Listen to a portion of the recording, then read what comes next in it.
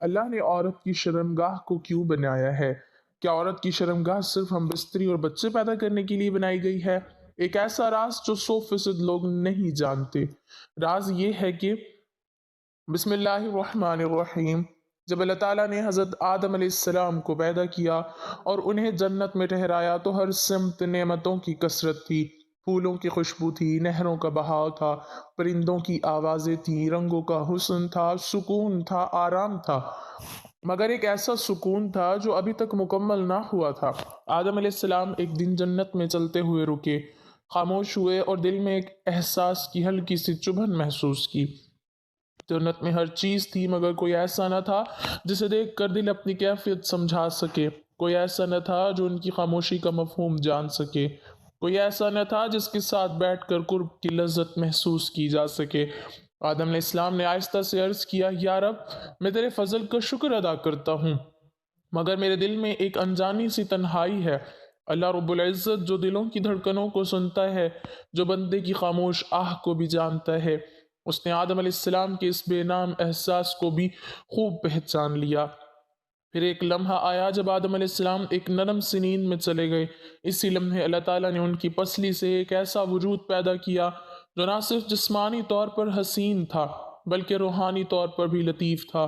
اس وجود میں نرمی تھی، محبت تھی، احساس تھا، وفا تھی، سکون تھا، نور تھا اور ایک عجیب کشش تھی کہ دیکھنے والے کا دل فوراً مانوس ہو جائے۔ جب آدم علیہ السلام نے اپنی آنکھیں کھولیں تو پہلی بار اس لطیف ہستی کو دیکھا۔ دل نے ایک عجیب سا سکون پایا، جیسے وہ خلا جو کئی لمحوں سے دل میں تھا اچانک بھر گیا ہو۔ اللہ تعالیٰ نے فرمایا، اے آدم، یہ تمہاری زوجہ ہے، اس کا نام حوا ہے۔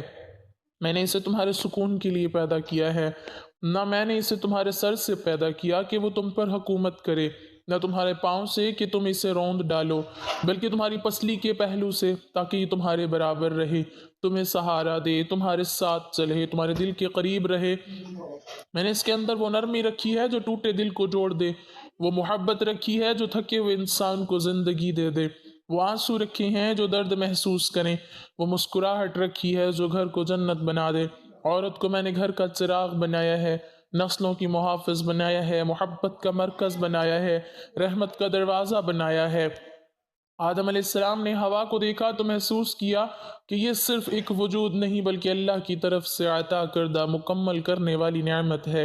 عورت کی تخلیق ایک جسم کا اضافہ نہیں بلکہ دل، روح اور زندگی کی تکمیل تھی۔ اسی لیے کہا جاتا ہے کہ عورت صرف پیدا نہیں کی گئی بلکہ آدم علیہ السلام کے دل کا سکون بن کر عطا کی گئی۔ ایک دن ایک صحابی بھاری قدموں کے ساتھ نبی کریم صلی اللہ علیہ وسلم کی خدمت میں حاضر ہوئے۔ چہرے پر پریشانی کی لکیریں تھی، آنکھوں میں بے اطمینانی تھی، دل میں سختی تھی اور الفاظ میں ہچکچاہٹ۔ انہوں نے آہستہ سے عرض کیا، یا رسول اللہ صلی اللہ علیہ وسلم، میرے گھر بیٹی پیدا ہوئی ہے مگر میرا دل اسے قبول نہیں کر رہا۔ لوگوں نے میرے کانوں میں بھر دیا ہے کہ بیٹی بوجھ ہوتی ہے، ذمہ داری ہوتی ہے، فکر ہوتی ہے، اور انہی باتوں نے میرے دل کو سخت کر دیا ہے۔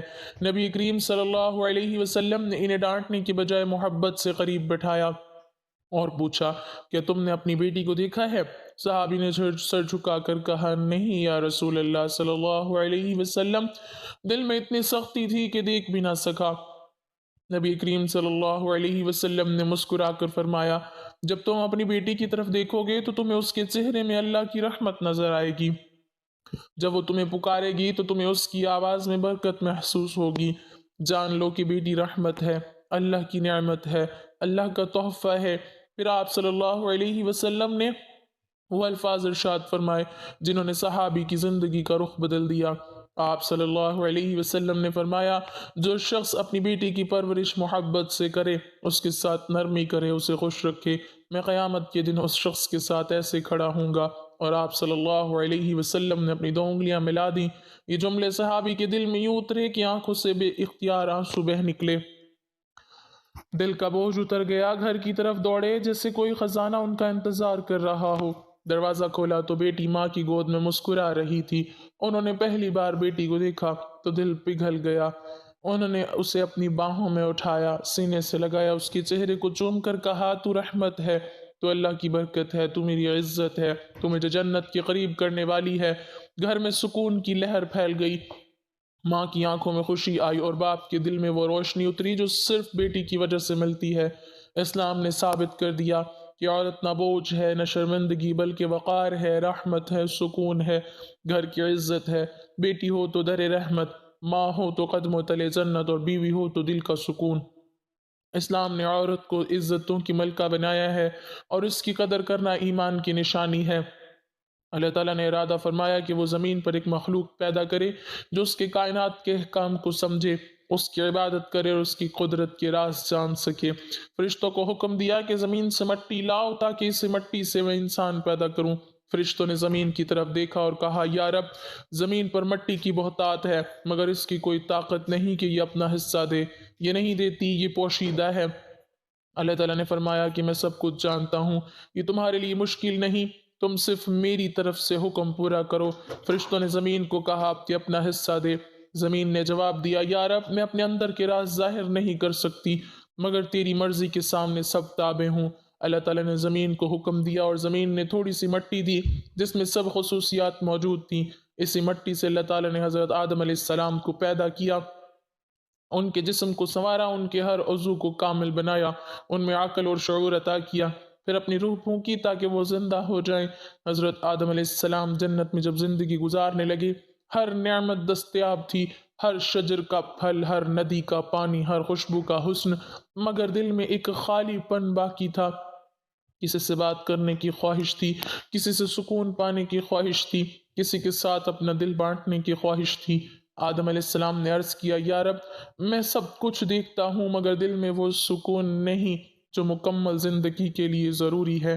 اللہ تعالیٰ نے فیصلہ کیا کہ آدم علیہ السلام کو ایک ہم سفر کی ضرورت ہے، ایک ایسی مخلوق جو ان کے ساتھ ہم آہنگ ہو، دل کے قریب ہو، سکون بنے اور زندگی کی تکمیل ہو۔ اب سوال یہ تھا کہ عورت کس طرح پیدا کی جائے، کیا وہ مٹی سے پیدا ہو یا آدم علیہ السلام کی ہڈی سے؟ اگر مٹی سے پیدا ہوتی تو الگ مخلوق بن جاتی، الگ جسم، الگ وجود، الگ روح۔ اللہ نے چاہا کہ عورت آدم علیہ السلام کا حصہ بنے، ان کے قریب رہے، ان کے دل کے سکون کی وجہ بنے، ان کی زندگی کو مکمل کرے۔ اسی لیے اللہ تعالیٰ نے آدم علیہ السلام کو ہلکی نیند دی اور ان کی ایک پسلی سے عورت کو پیدا کیا۔ پسلی کی نرمی، قرب دل اور جسمانی مقام سب اس حکمت کا حصہ تھا کہ عورت کبھی مرد کی دشمن نہ بنے، کبھی اس پر برتری کا دعویٰ نہ کرے، بلکہ ہمیشہ اس کے قریب، اس کے ساتھ، اس کے ہمسفر اور اس کی زندگی کی تکمیل کے لیے ہو۔ عورت کی تخلیق میں اللہ نے نرمی رکھی، صبر رکھا، محبت رکھی، رحم رکھی، احساس رکھا اور سکون رکھا۔ اگر عورت مٹی سے بنائی جاتی تو یہ سب خوبیاں مٹ جاتی، لطافت ختم ہو جاتی، محبت کمزور ہو جاتی اور انسان کی زندگی مکمل نہ ہوتی۔ پسلی سے پیدا ہونے والی عورت مرد کے ساتھ قدم بقدم چلے، دل کے قریب رہے، گھر میں رحمت بنے، نسل کی محافظ بنے، خاندان کی طاقت بنے اور ہر مشکل میں سکون کا سرچشمہ بنے۔ حضرت آدم علیہ السلام نے عورت کو دیکھا تو ان کا دل سکون سے بھر گیا، یہ محسوس کیا کہ یہ مخلوق صرف جسمانی نہیں بلکہ روحانی بھی ہے، صرف ساتھی نہیں بلکہ زندگی کی تکمیل ہے۔ یہ واقعہ ہمیں یہ سکھاتا ہے کہ اللہ تعالیٰ کی حکمت ہر تخلیق میں چھپی ہے۔ عورت اور مرد دونوں کی تخلیق میں اتنی محبت، اتنی حکمت، اتنی نرمی رکھی گئی ہے کہ دونوں ایک دوسرے کے لیے نعمت، سکون، رحمت اور محبت بن جائیں۔ یہ وہ راز ہے جس کے بغیر انسان کی زندگی مکمل نہیں ہوتی۔ یہ وہ حقیقت ہے جو عورت اور مرد کے تعلق کو اللہ کی طرف سے عطا کردہ سکون، محبت اور ہم آہنگی کا مظہر بناتی ہے۔ شریعت اسلامیہ ایک صالحہ عورت کو دنیا آخرت کا بہترین سرمایہ کہتی ہے، کیونکہ جس شخص کو نیک عورت مل گئی اس کی دنیا بھی جنت اور آخرت بھی جنت ہوگی۔ اس کی عقلی دلیل یہ ہے کہ جب عورت نیک ہوگی تو وہ اپنے فرائض زوجیت، اولاد کے حقوق اور ان تمام فرائض و حقوق سے واقف ہوگی جن کا اس سے تقاضا ہوگا، تو وہ عورت ان تمام حقوق و فرائض کو ادا کرے گی تو ایسا گھرانہ دنیا میں ہی جنت کی نظیر ہوگا۔ اسلام نے عورت کو تقدیس عطا کی ہے، اسے بلند مرتبت عطا کی ہے، پس عورت بیٹی ہے تو اپنے والدین کی آنکھوں کی ٹھنڈک، بہن ہے تو بھائیوں کی غیرت، بیوی ہے تو اپنے شوہر کی عزت و عصمت، ماں ہے تو جنت اس کے قدموں میں رکھ دی جاتی ہے۔ ماں باپ کی فرما بردار، جب ماں باپ کی ماتحت ہوتی ہے تو ان کی فرما بردار اس حد تک کہ اس کے آگے اف تک نہیں کہتی، اور جو وہ حکم دے انہیں برضا اور رغبت کرتی ہے۔ ایک صالحہ معاشرے کی تربیت یافتہ عورت میں یہ وصف خاص شامل ہوگا کہ وہ اپنی عزت کی محافظت کرنے والی ہوگی، وہ میرا جسم میری مرضی کے نعرے کی مذمت کرنے والی ہوگی، باپردہ اور حجاب کو پسند کرے گی۔ اس عورت میں یہ وصف بھی ہوگا کہ وہ اپنے شوہر کے حکم پر اطاعت گزار ہوگی، کبھی اپنے شوہر کے دکھ کا باعث نہ بنے گی۔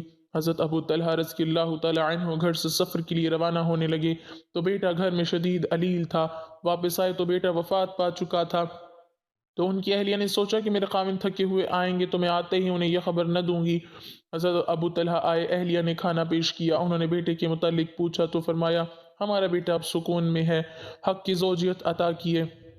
رات گزر جانے کے بعد اپنے شوہر کو بتایا، رسول اللہ صلی اللہ علیہ وسلم کو اس عورت کا یہ عمل بہت پسند آیا۔ صحیح صالحہ عورت خود اپنی تعمیر و تذکیر کے ساتھ ساتھ اپنے بچوں کی بہترین مربیہ ہوتی ہے، انہیں آداب و اخلاق سکھاتی ہے، دینی تعلیم سے مالا مال کرتی ہے، جیسے سیدہ فاطمہ رضی اللہ تعالی عنہ اور دیگر صحابیات کی مثال ہے کہ انہوں نے اپنے بچوں کی تربیت اس نہج پر کی کہ بچپن میں ہی بڑوں والا کردار ادا کرنے لگے۔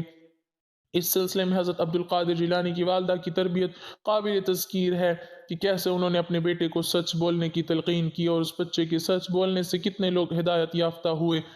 حدیث رسول صلی اللہ علیہ وسلم کے مطابق جنت کی حقدار عورت جس میں چار اور صاف ہوں۔ آپ صلی اللہ علیہ وسلم نے فرمایا جب کوئی عورت نماز پنجگانہ ادا کرے، رمضان کے روزے رکھے، اپنے شوہر کی فرما برداری کرے اور اپنی شرمگاہ کی حفاظت، ایسی عورت کے سامنے جنت کے 8 دروازے کھول دیے جائیں گے جس میں چاہے داخل ہو جائے۔ اللہ تعالیٰ اپنی کتاب قرآن میں کچھ ایسی عورتوں کے تذکرے کرتے ہیں جن کا حیا اور ایمان مثالی ہے۔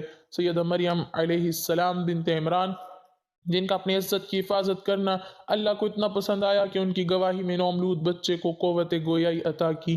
سیدہ عائشہ رضی اللہ تعالی عنہا جن پر تہمت لگی تو خود رب رحمان نے شہادت دی، ان ھذا بہتان عظیم۔ سیدنا شعیب علیہ السلام کی نور نظر قرآن ان کے چلنے کے انداز کو حیا کی چال قرار دیتے ہوئے عرض کرتا ہے، وہ چلی تو حیا کے ساتھ چلی۔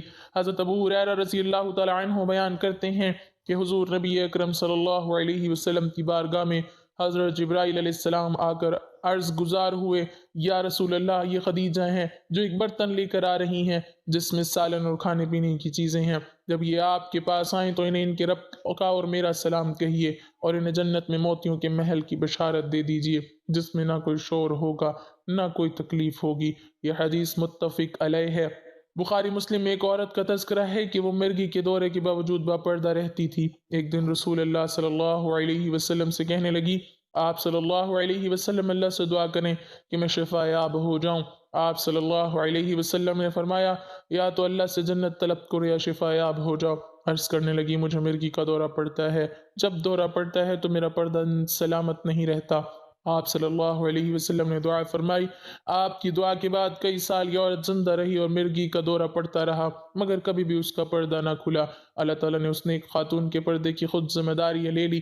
بے شک مسلمان مرد اور مسلمان عورتیں اور ایمان والے اور ایمان والیاں اور فرما بردار اور فرما برداریں اور سچے اور سچیاں اور صبر والے اور صبر والیاں اور عاجزی کرنے والے اور عاجزی کرنے والیاں اور خیرات کرنے والے اور خیرات کرنے والیاں اور روزے رکھنے والے اور روزے والیاں اور اپنی پارسائی نگاہ رکھنے والے اور رکھنے والیاں اور اللہ کو بہت یاد کرنے والے اور یاد کرنے والیاں، ان سب کے لیے اللہ نے بخشش اور بڑا ثواب تیار کر رکھا ہے۔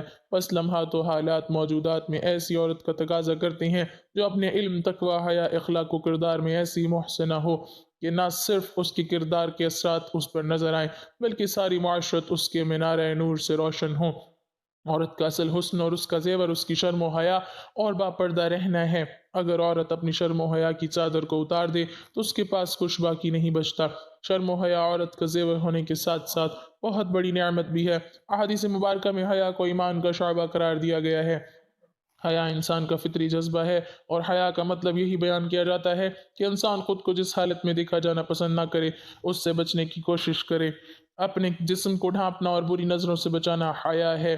قرآن مجید کی سورہ اعراف آیت نمبر 22 میں بتایا گیا ہے کہ سیدنا حضرت آدم علیہ السلام اور حضرت حوا علیہ السلام نے جب جنت میں ممنوع کا پھل کھایا جس سے ان کا لباس اتر گیا تو وہ بے ساختہ درختوں کے پتے لے کر اپنی شرمگاہوں کو ڈھانپنے لگے۔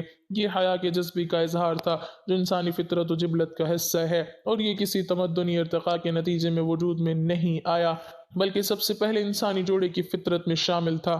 اور کہہ دیں ایمان والیوں کو نیچے رکھیں ذرا اپنی آنکھیں اور تھامتی رہیں اپنے سطر کو، اور نہ دکھلائیں اپنا سنگار مگر جو کھلی چیز ہے اس میں سے، اور ڈال لیں اپنی اوڑھنی اپنے گریبان پر، اور نہ کھولیں اپنا سنگار مگر اپنے خاوند کے آگے یا اپنے باپ کے یا اپنے خاوند کے باپ کے یا اپنے بیٹے کے یا اپنے خاوند کے بیٹے کے یا اپنے بھائی کے یا اپنے بھتیجوں کے یا اپنے بھانجوں کے یا اپنی عورتوں کے یا اپنے ہاتھ کے مال کے یا کاروبار کرنے والوں کے جو مرد کے کچھ غرض نہیں رکھتے، یا لڑکوں کے جنہوں نے ابھی نہیں پہچانا عورتوں کے بھید کو، اور نہ مارے زمین پر اپنے پاؤں کہ جانا جائے جو چھپاتی ہیں اپنا سنگار، اور توبہ کرو اللہ کے آگے سب مل کر اے ایمان والو تاکہ تم بھلائی پاؤ۔ ایک مسلمان عورت تین اوقات میں اللہ کے بے حد قریب ہوتی ہے۔ ایک مرتبہ ایک شخص حضرت علی رضی اللہ تعالیٰ عنہ سے پوچھنے لگا، یا علی بتائیے کہ وہ کون سا مرد ہے کہ جس کی تمام عمر کی عبادت اس کے منہ پر مار دی جائے گی اور بغیر حساب و کتاب کے دوزخ میں جائے گا؟ بس جیسے یہ پوچھا گیا تو حضرت علی رضی اللہ تعالیٰ عنہ نے فرمایا، اے بندہ خدا یاد رکھنا کہ میں نے اللہ کے رسول سے سنا ہے کہ جو مرد کسی عورت پر تہمت لگاتا ہے تو اللہ اس مرد کی ساری نیکیاں اس کے منہ پر مار دیتا ہے، اور اللہ کے فرشتے اس پر مسلسل لعنت بھیجا کرتے ہیں، اور یوں وہ دنیا میں رسوا ہو جاتا ہے اور آخرت میں کسی بھی نیکی کا صلہ نہیں پاتا۔ وہ شخص پوچھنے لگا کہ یا علی کسی عورت پر تہمت لگانا اتنا بڑا گناہ کیسے ہے؟ تو حضرت علی رضی اللہ تعالیٰ عنہ نے ارشاد فرمایا کہ اے شخص کسی پر تہمت لگانا یعنی کسی کی عزت کو قتل کرنا ہے۔ یاد رکھنا کہ اللہ کے نزدیک جیسے کسی انسان کو قتل کرنا ایک بدترین گناہ ہے، ویسے ہی کسی پر تہمت لگانا اس کی عزت اور شخصیت کو قتل کر دینے کے برابر ہے۔ اے شخص کبھی بھی کسی پر تہمت نہ لگانا، خاص طور سے کسی عورت کے بارے میں کبھی کوئی جھوٹی بات نہ کہنا۔ ناظرین آئیے اب جانتے ہیں کہ وہ کون سے تین وقت ہوتے ہیں جب ایک مسلمان عورت اللہ کے سب سے زیادہ قریب ہوتی ہے۔ حضرت علی رضی اللہ تعالیٰ عنہ سے پوچھا گیا کہ اللہ کے سب سے زیادہ نزدیک کون ہے؟ بس جیسے یہ پوچھا گیا تو حضرت علی رضی اللہ تعالیٰ عنہ نے فرمایا، اے بندہ خدا اللہ کے سب سے زیادہ قریب وہ عورت ہے جو اللہ کے لیے نامحرم سے پردہ کرتی ہے۔ اے بندے یاد رکھنا کہ اللہ سبحانہ وتعالیٰ نے عورت کو رحمت کا مجسمہ بنایا ہے تاکہ وہ ہر گھر کو اللہ کی رحمت سے بھر دے۔ میں نے اللہ کے رسول سے سنا ہے کہ اللہ نے ہر عورت کے لیے ایک فرشتہ مقرر کیا تھا کہ وہ عورت کے دل کی آواز کو سنے اور فوراً اس کی دعا کو اللہ کے دربار میں پہنچا دے۔ لیکن افسوس تو یہ ہے کہ جب ایک عورت بے پردگی اختیار کر کے زندگی گزارتی ہے تو وہ فرشتے اور اللہ کی رحمت عورت سے دور ہوتی جاتی ہے، اور یوں عورت دکھ اور تکلیف کا شکار ہوتی جاتی ہے۔ اے بندہ خدا یاد رکھنا کبھی بھی کسی باپردہ عورت کا دل نہ دکھانا، کیونکہ نیک عورت کی بد دعا آسمانوں کو چیرتی ہوئی اللہ کی رضا بن کر کائنات میں نافذ ہو جاتی ہے۔ ناظرین حضرت علی رضی اللہ تعالیٰ عنہ کے فرمان سے ثابت ہے کہ عورت جب باپردہ حالت میں ہوتی ہے تو وہ اللہ کے بے حد قریب ہوتی ہے۔ ناظرین اکرام ایک عورت کا اللہ کے قریب ہونے کا دوسرا وقت وہ ہوتا ہے جب وہ پردے کی حالت میں رہتے ہوئے اپنے گھر کے اندر نماز ادا کرتی ہے۔ ایک مرتبہ ام حمید رضی اللہ تعالیٰ عنہ رسول اللہ صلی اللہ علیہ وسلم کے پاس آئیں، کہتی ہیں یا رسول اللہ صلی اللہ علیہ وسلم میرا جی چاہتا ہے کہ میں آپ کے ساتھ نماز پڑھوں۔ سوچیں اس سے بڑی کوئی اور تمنا یا اس سے بڑی کوئی اور خواہش ہو سکتی ہے؟ رسول اللہ صلی اللہ علیہ وسلم کی امامت میں نماز پڑھنے کا موقع مل جائے، اس سے بڑا بھی کوئی خوش نصیب ہو سکتا ہے؟ رسول اللہ صلی اللہ علیہ وسلم نے فرمایا میں جانتا ہوں کہ تم میرے ساتھ نماز پڑھنے کو پسند کرتی ہو، لیکن رسول اللہ صلی اللہ علیہ وسلم نے فرمایا جو تم اپنے دار میں یعنی اپنے گھر میں نماز پڑھو گی وہ کسی مسجد میں جا کر پڑھی جانے والی نماز سے بہتر ہے۔ رسول اللہ صلی اللہ علیہ وسلم نے فرمایا چھپ کے جو عورت نماز پڑھے گی وہ سب سے بہتر ہوگی۔ ام حمید رضی اللہ تعالیٰ عنہ نے جب یہ بات سنی تو وہ واپس چلی گئیں۔ انہوں نے اپنے گھر کے کونے میں نماز کی جگہ مختص کی جہاں اندھیرا تھا، جہاں کسی کی نظر بھی نہیں پہنچتی تھی۔ رسول اللہ صلی اللہ علیہ وسلم کی صحابیہ پھر وہاں ہی نماز پڑھا کرتی تھیں یہاں تک کہ وہ اپنے رب کے پاس چلی گئیں۔ ناظرین ثابت ہوا کہ جب ایک عورت اپنے گھر کے کمرے کے اندر حضور سجدہ ریز ہوتی ہے تو اس وقت وہ سب سے زیادہ اللہ کے قریب ہوتی ہے، پھر وہ جو بھی مانگے اللہ عطا فرماتا ہے۔ ناظرین ایک مرتبہ حضرت موسیٰ علیہ السلام نے اللہ سبحانہ وتعالی سے پوچھا کہ اے میرے خالق و مالک مجھے یہ بتا کہ اس وقت میں یعنی موجودہ دور میں تجھے سب سے عزیز کون ہے؟ اللہ تبارک و تعالی نے جواب دیا کہ اے موسیٰ اگر دیکھنا چاہتے ہو کہ مجھے عزیز کون ہے تو جاؤ کنعان کے ایک گاؤں میں، وہاں ایک عورت رہتی ہے اس کا نام دیال ہے، وہ اس وقت مجھے سب سے زیادہ عزیز ہے۔ حضرت موسیٰ علیہ السلام دل میں یہ بات پیدا ہوئی کہ میں بھی اس اللہ کے عزیز بندی کی زیارت کروں، دیکھوں تو آخر وہ کون ہے اور ایسے کون سے عمل کرتی ہے کہ جس کی وجہ سے اللہ کو عزیز ہے۔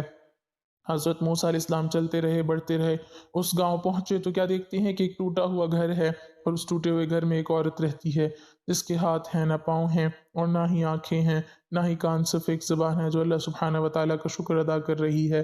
حضرت موسیٰ علیہ السلام نے دیکھا کہ دل ہی دل میں کہا کہ اے میرے پاک پروردگار، تو نے اس عورت کو کسی نعمت سے نہیں نوازا، پھر بھی یہ تیرے شکر ادا کر رہی ہے۔ بس حضرت موسیٰ علیہ السلام کا ذہن یہ سوچ رہا تھا کہ وہ عورت کہنے لگی، اے موسیٰ، تو اللہ کا نبی ہوگا، اللہ کے لیے یہ نہ کہو کہ اللہ نے مجھے کچھ نہیں دیا، اللہ نے مجھے جو کچھ دیا ہے میں تو اسی کا شکر ادا نہیں کر سکتی۔ تو حضرت موسیٰ علیہ السلام نے پوچھا کہ وہ کیسے؟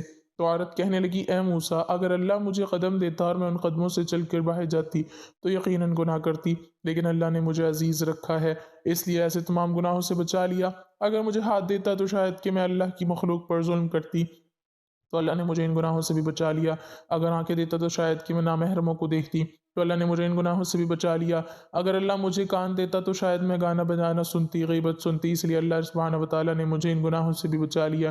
صرف مجھے ایک زبان دی ہے تاکہ میں اس زبان سے اس کا شکر ادا کر سکوں، اور اللہ سبحانہ وتعالیٰ نے میری روح کی آنکھوں کو اتنا منور کر دیا ہے کہ میں نے کبھی تمہیں دیکھا ہی نہیں، پھر بھی میں تجھے پہچانتی ہوں، تو بتاؤ کہ میں اس کریم اور رحیم اللہ کا شکر کیوں نہ ادا کروں۔ تو ناظرین، یہ سب سن کے حضرت موسیٰ علیہ السلام رونے لگے اور کہنے لگے کہ تمہارا ایمان تمہیں اللہ کے قریب کرتا ہے۔ تو ثابت ہوا کہ اگر اللہ کسی عورت پر کوئی آزمائش ڈالتا ہے تو اسے چاہیے کہ اس آزمائش پر راضی ہو جائے اور ہمیشہ اللہ کا شکر بجا لائے، کیونکہ ایسی عورت جو آزمائشوں کے باوجود اللہ کی شکر گزار ہوگی، پھر یہی وہ وقت ہے جب وہ اللہ کے بے حد قریب ہو جاتی ہے۔ صرف ایک محبت کی شیرینی نے اس پورے عالم کو حسین بنا رکھا ہے۔ مرد کی پسلی سے عورت کو بنا کے اللہ تعالیٰ نے مرد کو اپنی اس حکمت کا اشارہ دیا ہے کہ میں نے اس عورت کی تخلیق فرشتوں کی لائی مٹی سے نہیں کی، میں نے اسے تمہارے جسم کے حصے سے اس لیے نکالا کہ عورت کا تقدس اور پردہ قائم رہے، فرشتوں کو بھی خبر نہ ہونے پائے کہ زمین سے لائی ہوئی کس مٹی سے عورت کی تخلیق ہوئی۔ یعنی عورت کے تقدس کی حد تو دیکھیں کہ فرشتوں سے بھی اس کی بناوٹ کا پردہ لازمی قرار دیا گیا، اور پہلی عورت اس مرد کی پسلی سے نکلی جس کی وہ منکوحہ کہلائی۔ اب بات آتی ہے کہ پسلی عورت سے ہی کیوں نکلی؟ کیا ٹیڑھا پن وہیں سے ملا؟ نہیں، یہاں بھی بات حکمت سے خالی نہیں ہے۔ انسانی جسم میں دل اور بہت سے نازک حصے پسلی کے پیچھے چھپے ہوئے ہیں، یعنی پسلی ایک ڈھال ہے ان نازک حصوں کے لیے۔ تو اللہ پاک نے عورت کو پسلی سے نکال کے یہ نہیں بتایا کہ عورت میں ٹیڑھا پن ہے، بلکہ عورت کو پسلی سے تخلیق کر کے یہ بات سمجھا دی کہ عورت وقت پڑنے پہ ڈھال بھی بن سکتی ہے۔ جب اللہ تعالیٰ نے حضرت آدم علیہ السلام کو مٹی سے پیدا کیا، انہیں اپنی قدرت سے شکل عطا کی، پھر اپنی روح پھونکی اور عزت و شرف کے ساتھ جنت میں بسایا، تو جنت کی ساری نعمتیں ان کے سامنے تھیں، مگر ایک جگہ دل میں عجیب سی خلش موجود تھی۔ آدم علیہ السلام جنت کی نہروں کے کنارے بیٹھتے، پھولوں کو دیکھتے، پرندوں کی آواز سنتے، مگر دل میں ایک ایسی تنہائی کی کیفیت تھی جسے کوئی نعمت کم نہ کر پاتی۔ وہ اللہ سے عرض کرتے، یا رب، تو نے مجھے بہت کچھ دیا ہے، مگر میرے دل میں ایک خلا ہے، ایک چاہت ہے جو پوری نہیں ہو رہی۔ اللہ تعالیٰ نے آدم علیہ السلام کے دل کی اس نرم مگر گہری خواہش کو جان لیا اور فیصلہ کیا کہ آدم علیہ السلام کے لیے ایک ایسا وجود بنایا جائے جو ان کے ساتھ ہم آہنگ ہو، اس کے اندر احساس ہو، نرمی ہو، محبت ہو اور سکون ہو۔ اب سوال یہ تھا کہ عورت کو کس طرح پیدا کیا جائے؟ کیا وہ بھی مٹی سے بنے؟ کیا وہ بھی زمین کے اجزاء سے تخلیق ہو؟ مگر اللہ علیم و حکیم ہے، اللہ جانتا تھا کہ عورت کو مٹی سے پیدا کرنے کا مطلب یہ ہوتا ہے کہ وہ آدم علیہ السلام سے الگ ہو کر بنے، جیسے دو مختلف مخلوقیں ایک ساتھ رکھی جائیں، لیکن اللہ نے مرد اور عورت کے درمیان ایسا رشتہ رکھنا تھا جس میں جدائی نہیں، تکمیل ہو۔ اس نے چاہا کہ عورت آدم علیہ السلام سے الگ مخلوق نہ ہو، بلکہ ان کا حصہ ہو، ان کی روح کا سکون ہو، ان کے وجود کی ہم آہنگی ہو۔ اس لیے اللہ نے عورت کو مٹی سے نہیں بنایا، بلکہ آدم علیہ السلام کے جسم کے قریب ترین، دل کے قریب ترین جگہ سے پیدا کیا۔ اللہ تعالیٰ نے آدم علیہ السلام کو ہلکی سی نیند عطا کی، پھر ان کی ایک پسلی سے ہوا کو پیدا کیا۔ اب سوال ہے کہ پسلی ہی کیوں؟ اللہ نے اس میں بھی حکمت رکھی۔ پسلی جسم کے دل کے قریب ہوتی ہے، پسلی نرم ہوتی ہے، ٹوٹے تو سیدھی نہیں ہوتی، مگر اسی نرمی میں تحفظ ہے، اسی نرمی میں طاقت ہے۔ اللہ نے عورت کو پسلی سے پیدا کر کے اعلان کر دیا کہ یہ وجود نرمی رکھنے والا ہوگا، محبت دینے والا ہوگا، احساس رکھنے والا ہوگا، مگر سادی خاندان کو تحفظ دینے والا ہوگا۔ عورت اگر مٹی سے بنتی تو اس کے اندر وہ لطافت نہ ہوتی جو اللہ نے اس میں رکھی، وہ لطیف جذبات، وہ ممتا، وہ صبر، وہ برداشت، وہ بے لوث محبت، یہ سب اسی نرمی والے مادے سے آتے ہیں۔ جو پسلی میں تھا۔ عورت مٹی سے نہ بن سکی کیونکہ اللہ نے اسے انسان کی تکمیل بنانا تھا، مقابل بنانا نہیں۔ اللہ نے اسے آدم علیہ السلام کی پسلی سے پیدا کر کے یہ ظاہر کیا کہ عورت مرد کی دشمن نہیں، مقابل نہیں، بلکہ اس کے پہلو کی ساتھی ہے، اس کی تنہائی کا مداوا ہے، اس کی زندگی کی ہم سفر ہے۔ اگر وہ سر سے پیدا ہوتی تو برتری کا دعویٰ کرتی، اگر پاؤں سے پیدا ہوتی تو اسے روندنے کا تصور پیدا ہوتا، مگر پسلی سے پیدا ہوئی تاکہ مرد کے برابر چلے، دل کے قریب رہے اور دونوں ایک دوسرے کا سہارا بنے۔ عورت کی تخلیق کوئی جسمانی مرحلہ نہیں بلکہ اللہ کی طرف سے محبت کا اعلان تھی۔ عورت آدم علیہ السلام کی تخلیق کا دوسرا باب نہیں بلکہ آدم علیہ السلام کی زندگی کی تکمیل تھی۔ اس لیے عورت کو سکون کہا گیا، اسے لباس کہا گیا، اسے رحمت کہا گیا۔ عورت مٹی سے نہیں بنی کیونکہ اسے وجود نہیں بنانا تھا، اسے تعلق بنانا تھا، رشتہ بنانا تھا، زندگی بنانا تھی۔ اسی لیے عورت کی تخلیق دراصل محبت کی تخلیق تھی۔ ناظرین، اب سوال یہ ہے کہ اللہ نے عورت کی شرمگاہ کو کیوں بنایا ہے؟ کیا عورت کی شرمگاہ صرف ہم بستری اور بچے پیدا کرنے کے لیے بنائی گئی ہے؟ ایک ایسا راز جو لوگ بہت نہیں جانتے۔ یہ سوال بہت حساس بھی ہے اور نہایت گہرا بھی، اس لیے اس کا جواب بھی ادب، حیا اور دینی فہم کے ساتھ دینا ضروری ہے۔ اللہ تعالیٰ نے عورت کی شرمگاہ کسی ایک محدود مقصد کے لیے نہیں بنائی، بلکہ اس کامل نظام تخلیق کا حصہ ہے جس میں جسم، روح، جذبات، نسل اور معاشرہ سب آپس میں جڑے ہوئے ہیں۔ اسلام میں شرمگاہ کو عورت کی شناخت نہیں بلکہ امانت الہی سمجھا جاتا ہے، جس کی حفاظت، تقدیس اور صحیح استعمال کو عبادت کا درجہ دیا گیا ہے۔ اللہ تعالیٰ فرماتے ہیں کہ ہم نے انسان کو بہترین ساخت پر پیدا کیا، اس بہترین ساخت میں عورت کی جسمانی بناوٹ بھی شامل ہے جو حکمت، رحمت اور توازن پر قائم ہے۔ عام طور پر لوگ یہ سمجھتے ہیں کہ عورت کی شرمگاہ صرف ہم بستری یا بچے پیدا کرنے کے لیے ہے، لیکن یہ بات ادھوری ہے۔